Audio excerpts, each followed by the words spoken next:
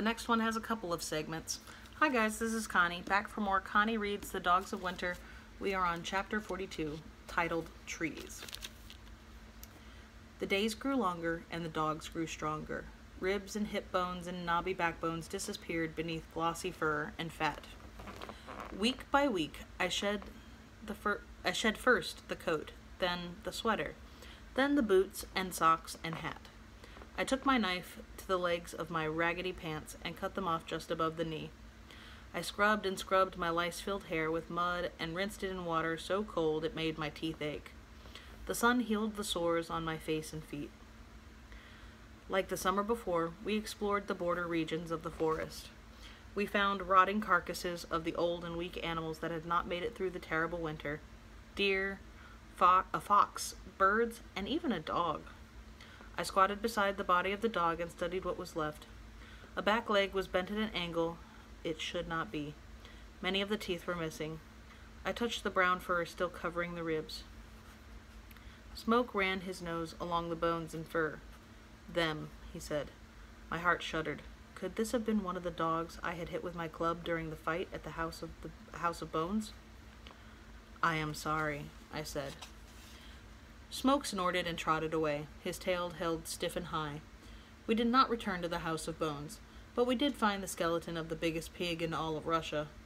The leg bones were not long enough to make another club, but I took the longest of the curved ribs just the same. It felt good in my hand and worked just fine for knocking off the heads of dandelions. I invented a game of hockey, a pine cone for a puck, the rib bone for my hockey stick.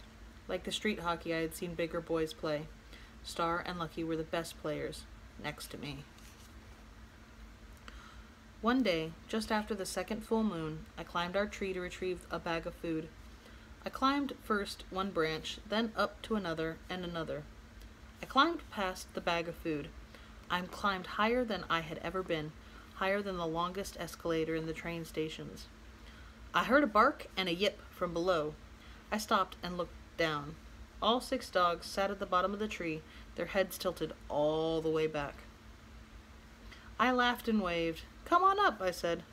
Lucky wagged his tail and woofed. Little Mother whimpered and whined with worry. Rip and Moon barked. Star rolled onto his back. Down, said Smoke. No, I said, but I climbed down anyway. The dogs mobbed me, jumping and licking and crying. Smoke sat off to the side, watching me with worried eyes. It is not right, he said. I tossed a pine cone in the air for Lucky to catch. You're just jealous because you can't climb trees, I said. You are earthbound, I said. So are you. Smoke and I looked at each other for a long moment. I am not always like you, I said. And so I climbed the trees. I climbed every tree that would let me. I climbed higher and higher to the swaying tops. If I could just climb high enough, I could fly and not have to ride the trains. If I could climb high enough, I could touch the sun and never be cold again. One hot, still evening, I bathed in a cool pool of water at the bottom of a concrete chute near the road separating the forest from the Ferris wheel park. Never had we come this close to the park and the people when there was still light. Like the summer before, I raided the garbage cans in the early morning hours during the short time of real darkness. I pulled on my cut-off pants. The dogs shook the water from their coats and sprawled in the shade of a large oak tree. I could see just up at the top a wonderful breeze moving the leaves of the tree. There, if I could just get up there. I pulled myself up and up, branch by branch, until I reached the topmost limbs.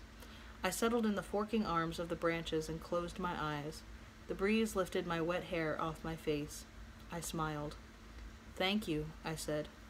Tweet, tweet, toodaloo, the breeze sang back. I opened my eyes. What was that? I peered down through the branches to the dogs. They were fast asleep. And then it came again. A beautiful sound, a sweet soaring sound, drifting across the road from the Ferris wheel park and up to my branches. I climbed up a little higher and looked toward the park, and oh! The giant wheel turned slowly in the strange light of the summer evening.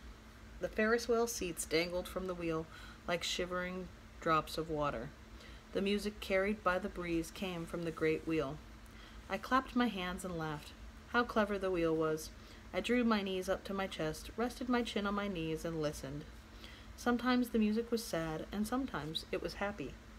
For the first time in many months, I thought of my mother humming at the kitchen sink. I saw her hands slipping in and out of the steaming hot water as she washed the dishes. I thought about the blind man in the train station with his beautiful accordion, how the air sang in and out of its chest like a dragon. I bowed my head. The music pulled hard on my heart from a place I had long forgotten. I wiped the tears trickling down my cheeks. Every evening as the sun slipped low, I returned to the oak tree at the edge of the forest. I climbed the tree and listened.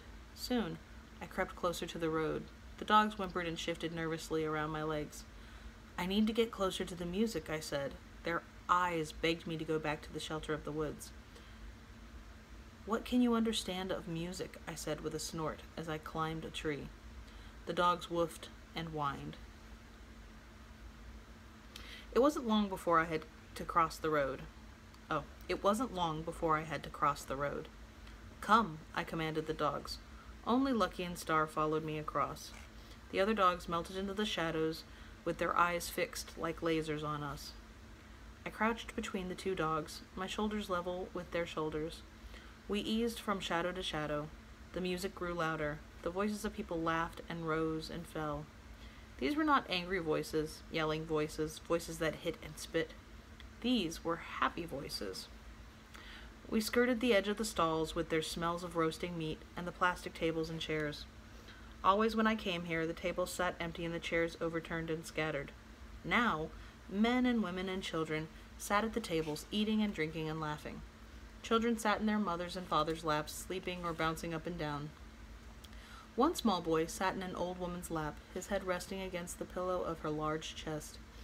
One hand fingering the cross hanging from her neck, the other hand curled under his chin, his eyes half closed.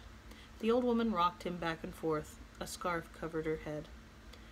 I had sat in my babushka Inya's lap like that once, so very long ago. She had rocked me and sung to me, and all the world was safe.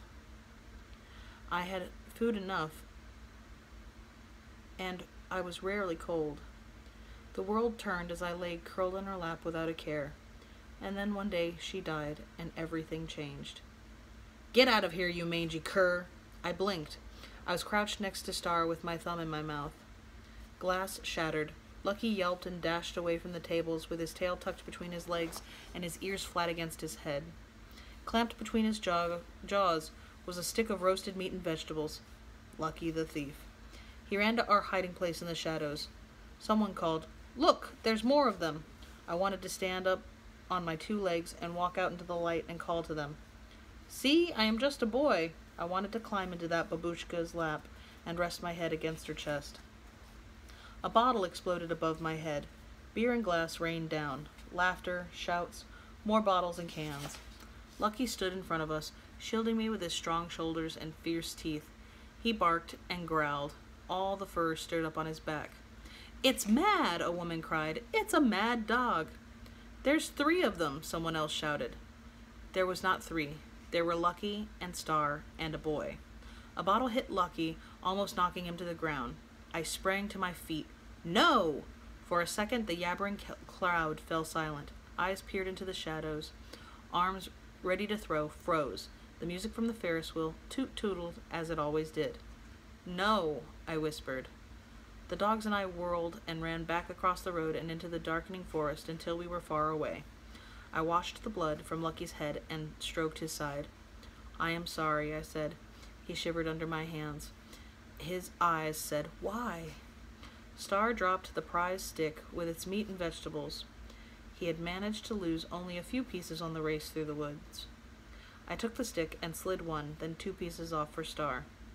Everything else I gave to Lucky. And that's the end of chapter 42. Be careful with that and enjoy, please and thank you, and I will see you for the next installment. Have a great one.